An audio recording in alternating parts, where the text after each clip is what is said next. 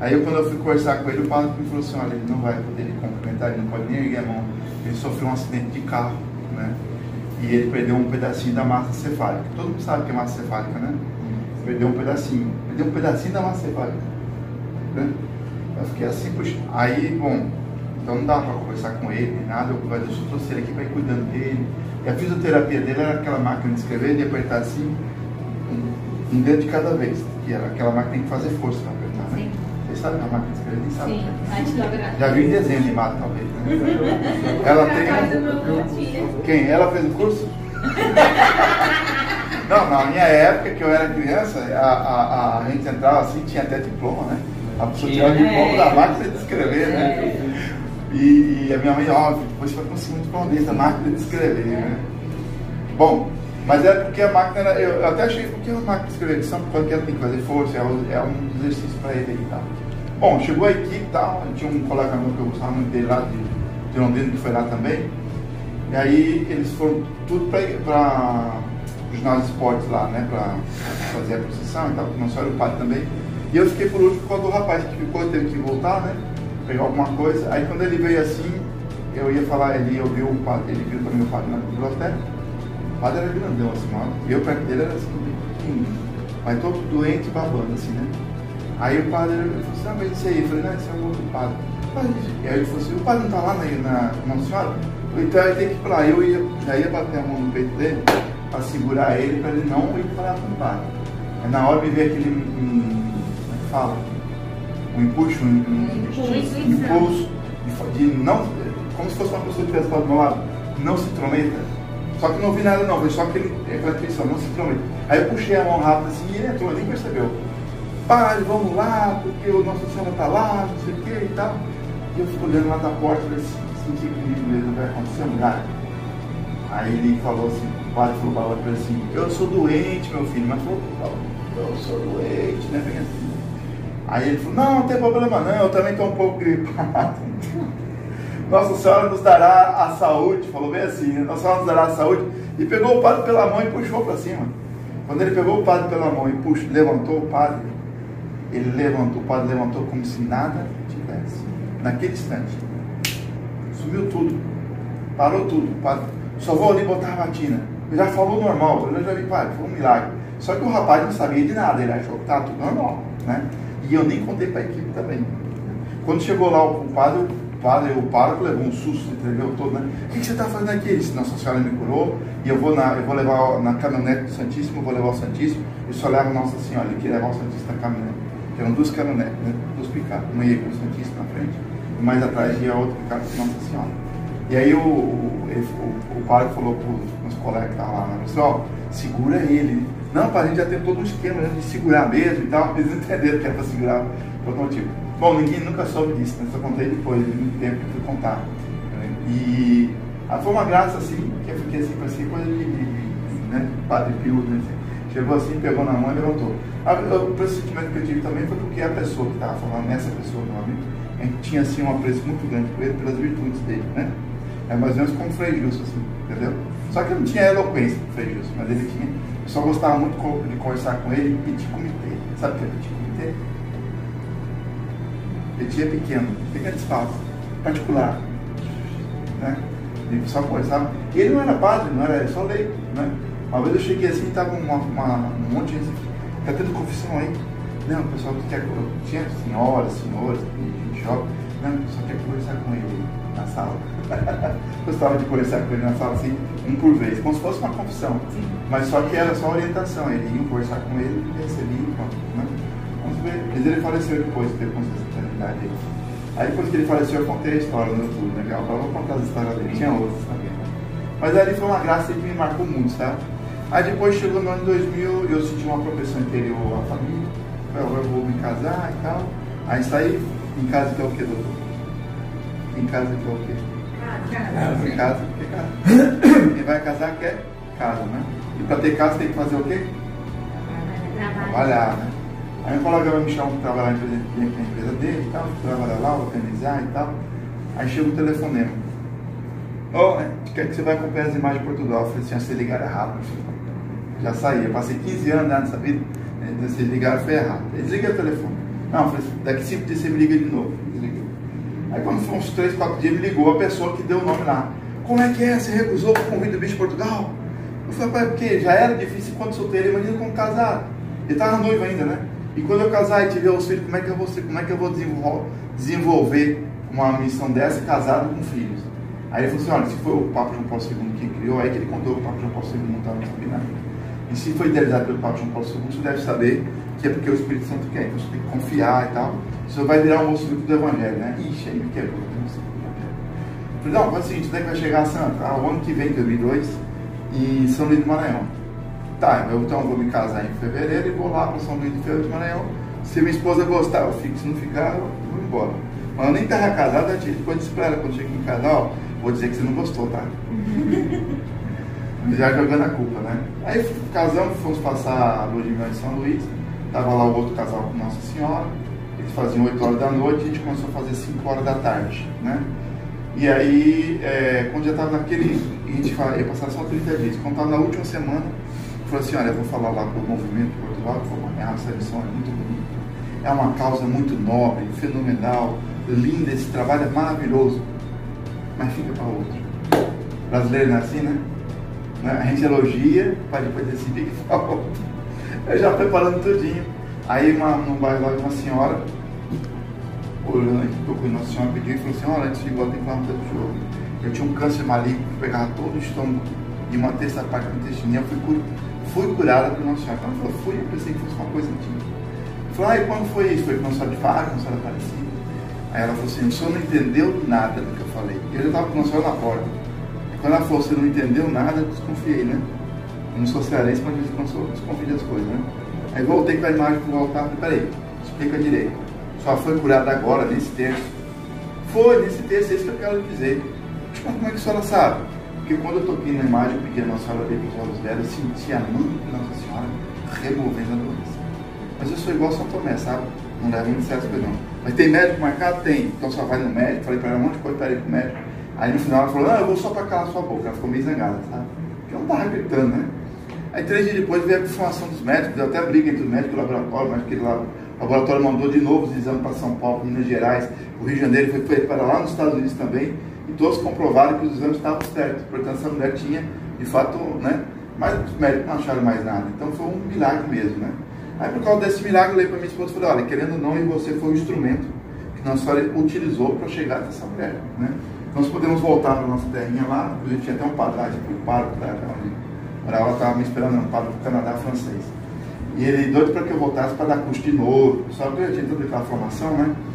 Aí ele depois de voltar, ter a vidinha como um paroquial, né? Mas todas as graças que as pessoas iriam receber com a peregrinação de Nossa Senhora vão ficar só por dia do juízo final, se a gente não assumir a missão.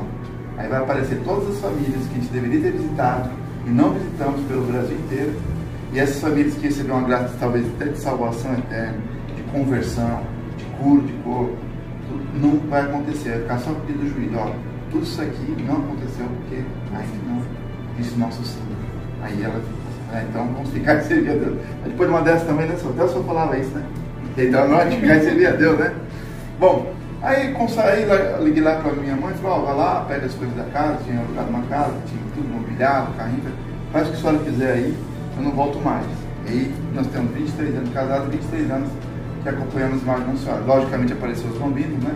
Foram 3, né? A mais velha tem 22, 21 e 19. Mas o fato é que de lá para cá a gente acompanhou muitos milagres semelhantes a esse. Aqui em Fortaleza mesmo a gente já teve 127 milagres. Né? Algum tempo eu contei no Instagram, você pode ter coisa, foi praticamente, teve 3 casos que foi praticamente ressurreição. Teve um que acho que foi ressurreição mesmo, porque o mundo tinha passado em cima da cabeça da mulher. E o cérebro dela tinha feito assim um castelo. Então não tinha mais, né? E fizemos uma vigília de oração, não foi nem esse texto que vocês estão vendo aqui, não. Foi uma das pessoas conhecidas, já de vários textos comigo, então a gente fez diferente. A nossa vai coroada, não vou falar nada e vamos rezar durante 1 hora, né? Na verdade foi 1h30, um pouco mais, né? E aí quando acabou a oração, entre 10 e 10h30 acabamos a vigília de oração, aí ligaram do hospital, a mulher acordou.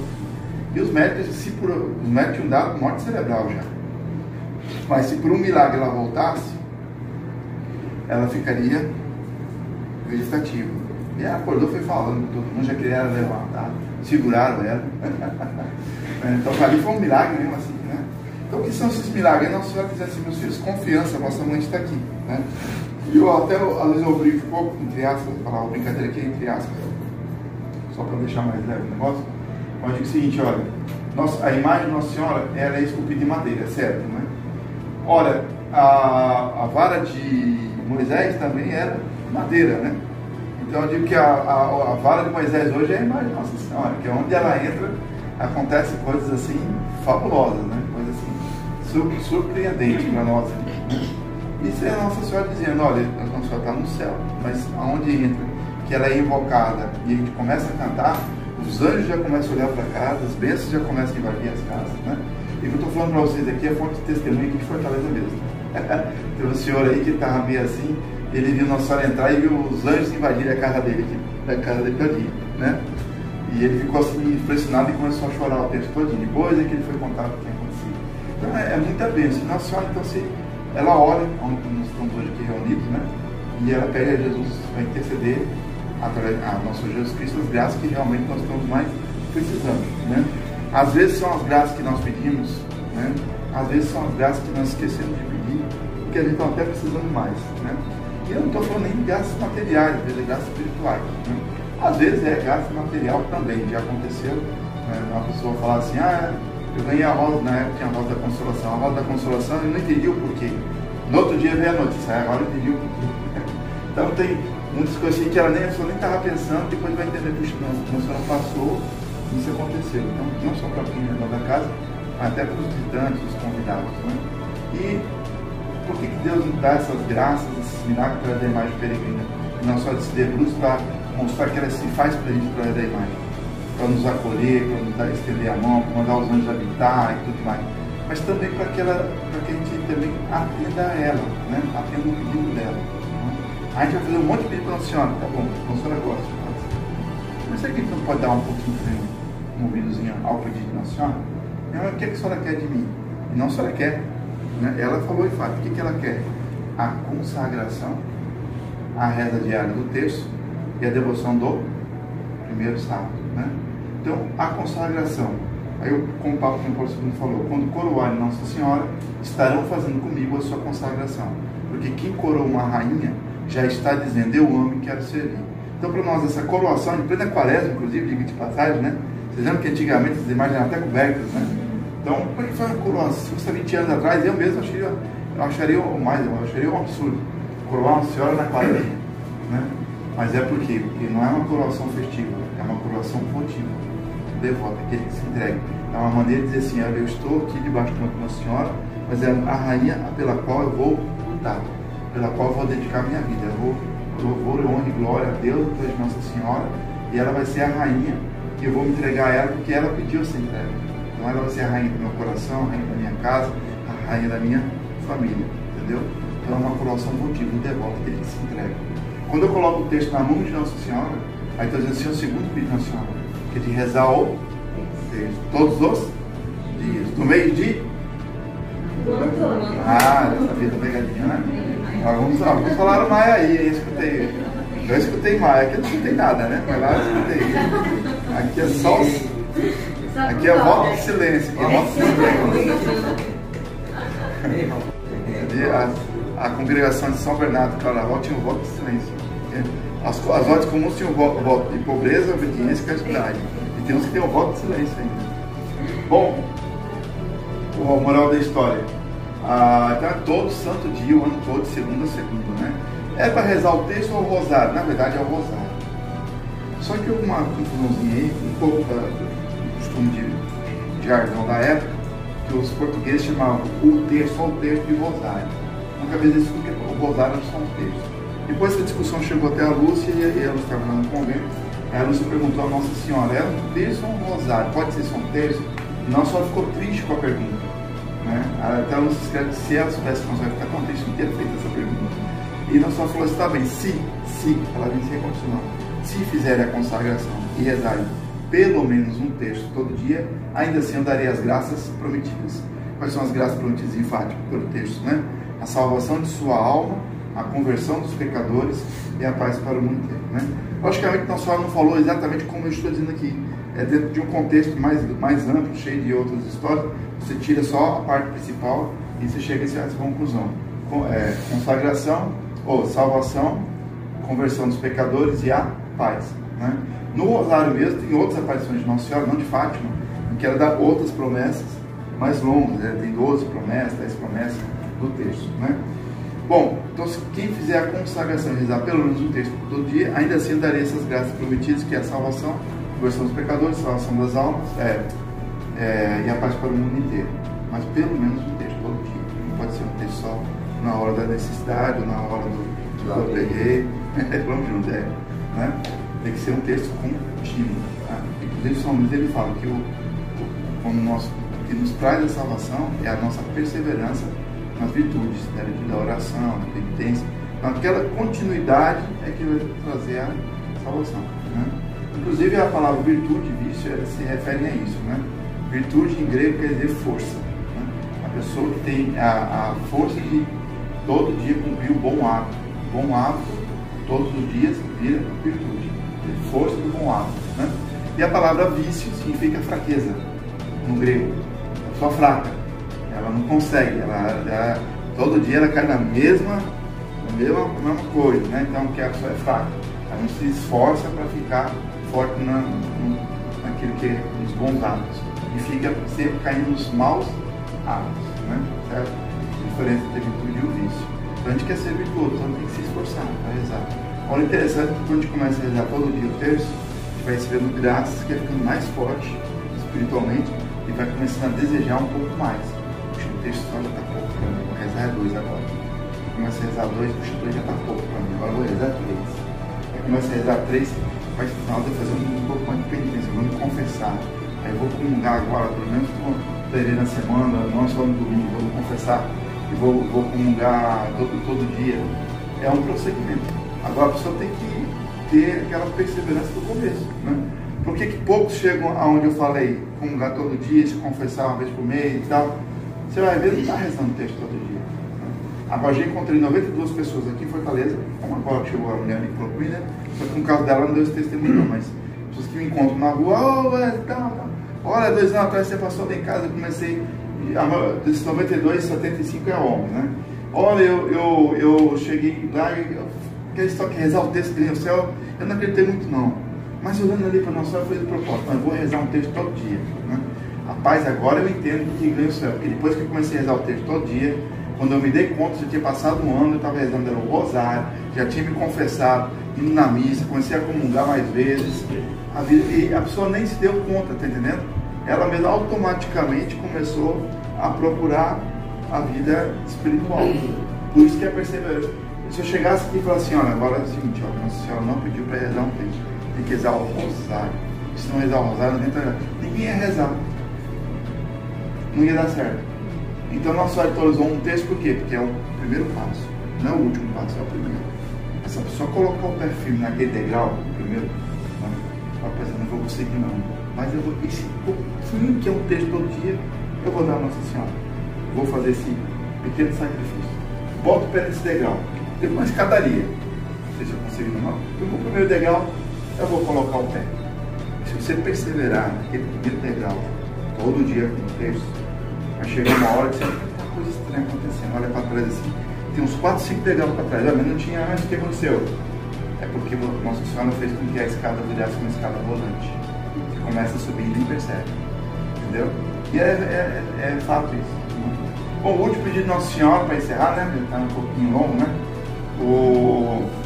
Nem chegou o que você fazer aqui. Mas ele está dando agora. Está chegando agora, né? Aí, eu não tenho que fosse só. Mas aí o último pedido de Nossa Senhora é a devoção do primeiro sábado, né? Isso vai ficar a cargo de vocês. Aqueles que puderem, ao menos uma vez na vida, durante 5 meses, do primeiro sábado, né, de cada mês, fazer a seguinte devoção: confissão, comunhão, rezar um terço e parar 15 minutos para meditar no mistério do rosário. Então esse é um pouco mais complexo, tem que ficar a cargo de cada um. Pode ser feito em particular ou em grupo. Nós fazemos em grupo hoje, agora lá na paróquia Nossa Senhora da Piedade. Conhece, não? Sim. Da Piedade? Sim. Conhece? Atrás da Escola do São Augusto. No primeiro sábado de cada mês, às 5 horas da tarde, entra Nossa Senhora, reza-se o terço, tem 15 minutos de meditação, em seguida já é a Santa Missa, né? Então lá é assim, bem batido mesmo, pá, não tem assim, fora.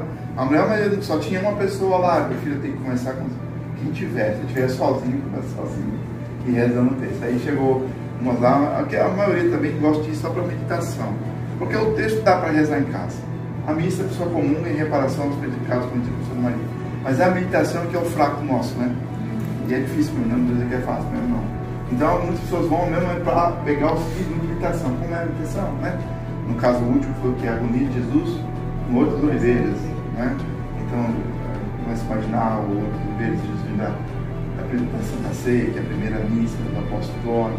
Aí ele sobe, aí ele se ajoelha e encosta os cotovelos numa pedra branca, né? Eu pensava que era um mito, que a pedra branca, depois descobri que era real, a pedra era branca mesmo, né? Lua cheia, por isso que pode perceber que toda sexta-feira santa a lua é cheia, né? Porque o calendário lunar, por isso que muda sempre. Né? Toda sexta-feira santa é lua cheia. Nunca reparou, não?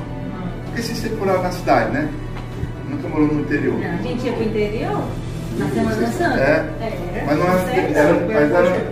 era interior cidade, né? Não era interior pobre. Era interior mesmo. Você viu a lua assim, Eu só prestei uma atenção.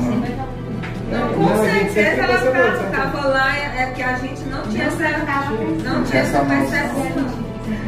Não sabe o que era. Eu vou falar a verdade também, porque lá em Londrina, quando foi quase toda Semana Santa a gente fazia acampamento, né? Carnaval de Semana Santa, então fazia via sacra. Aí comecei primeiro no meio do mato mesmo, né? Então, primeiro ano eu assim, cheio, ficou bonita e tal. Aí segundo ano, eu fui entender que era toda sexta-feira, né? E Jesus, quando orou no Horto das Oliveiras, lua cheia. Né? Ele variava. Bom, inclusive um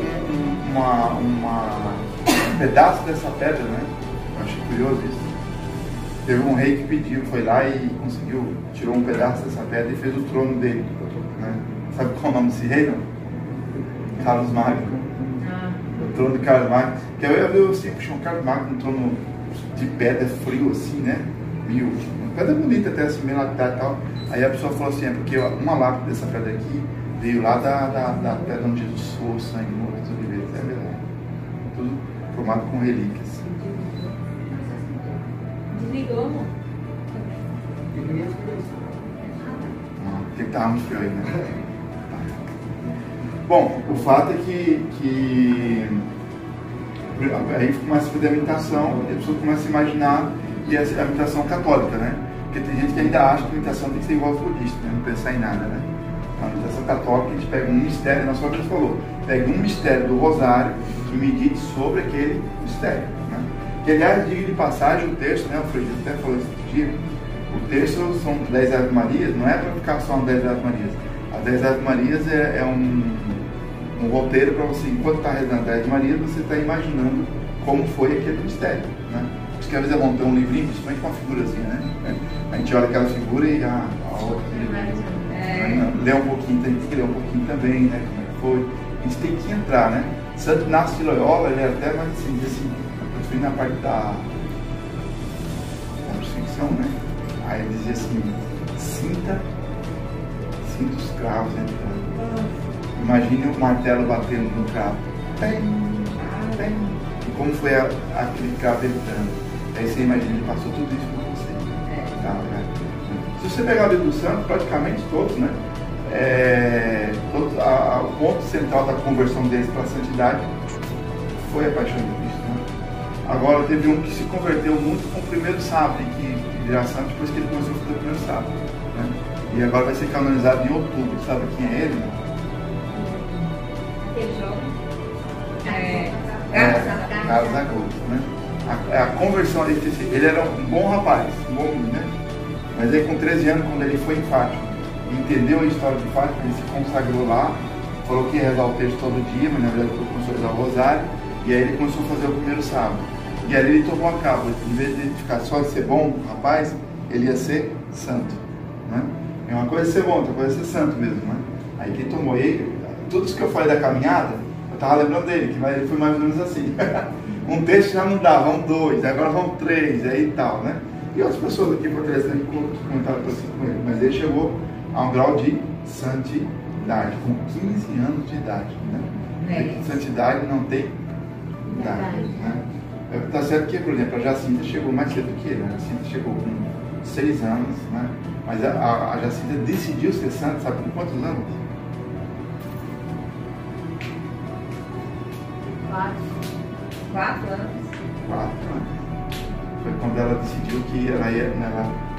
E foi também um crucifixo, ela estava brincando com os irmãos, os primos, né? Nessa brincadeira que perdia, tinha que dar um beijinho na bochecha do outro, né? Aí a Jacinta, mais novinha, perdeu. Né? Aí ela falou assim: não vou beijar nenhum desses meninos, não. Aí a Lúcia, para contornar, falou: beija o rosto do Francisco, porque o Francisco é seu irmão. Aí, é meu irmão, mas é homem, vou beijar não. Aí ficou aquele rebete e ela falou assim: eu só vou beijar o rosto daquele homem lá. Aí voltou pro crucifixo, né?